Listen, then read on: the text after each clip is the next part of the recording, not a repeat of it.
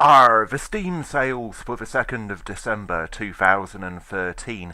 What buried treasure do we have here, and indeed what shoals and sharks, and what should I avoid and what should I plunder? Well, what we've got here first off is Gary's mod. Do not confuse this with Gary's incident.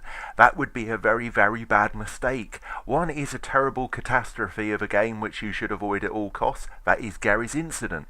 Gary's mod is not a game, it's a selection of tools for enabling you to do various bits and pieces. You can do Machinima and all sorts of stuff like that. It's basically a load of stuff from Half-Life 2, Team Fortress and Portal, which you can bring in with the game editor and play around with to your heart's content. It's a simulation tool thing, but not really a game. You do all of this stuff for your own amusement, not for any real purpose. Talking of things which aren't really a game, the Stanley Parable. It's not a game at all. It's a bizarre narrative told in a game-like way, but ultimately there isn't really an objective. There are dozens, possibly more. I really haven't found them all, but what you have here is a looping narrative which always takes you back. It trolls you. It's a intriguing, strange thing which I can't really consider a game as such, but it's still something which may well be very worth that £7.49. It's an interesting product. Whether it's a game, I don't know, but it's certainly interesting. Moving on to Europa Universalis 4. At 25% off, well, it's still fairly pricey, but it is a fairly recent release, so you can't really expect much more than that. But it's the granddaddy of all grand strategy. I've played Europa Universalis 3 and 2, I believe. Yes, they are very, very good, but they do have a very steep learning curve. If you're used to, say, Civ 5, you might find this a bit of a challenge, but it enables you to do so much more, so very much more. And indeed, it really is a beast of a game. It's very moddable. People have done all sorts of stuff with it. It's fantastic. But, as I say, an acquired taste and one which will make you work for your enjoyment. I can't comment on Call of Duty Black Ops 2 because I haven't played it or seen it played. Moving on to Dust, an Elysian Tale. At £6, this is an absolute steal. It's produced by one individual, highly talented programmer and artist who's produced a fantastic game. It's so beautiful. He even brought in the artist who produced the soundtrack to Deus Ex. It is a wonderful game. The only reason you wouldn't like this scrolling, platforming, fighting game is if that really isn't your genre, or you have some massive aversion to sort of furries and stuff. Maybe you saw something on DeviantArt and it scarred you for life.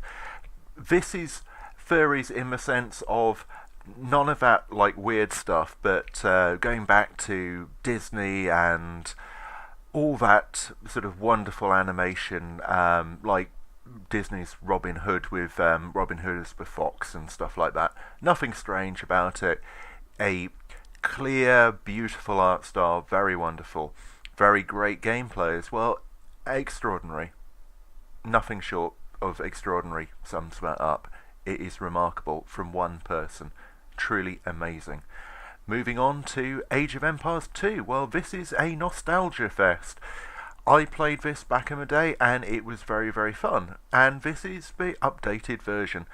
I know friends who have bought this and have played the heck out of it.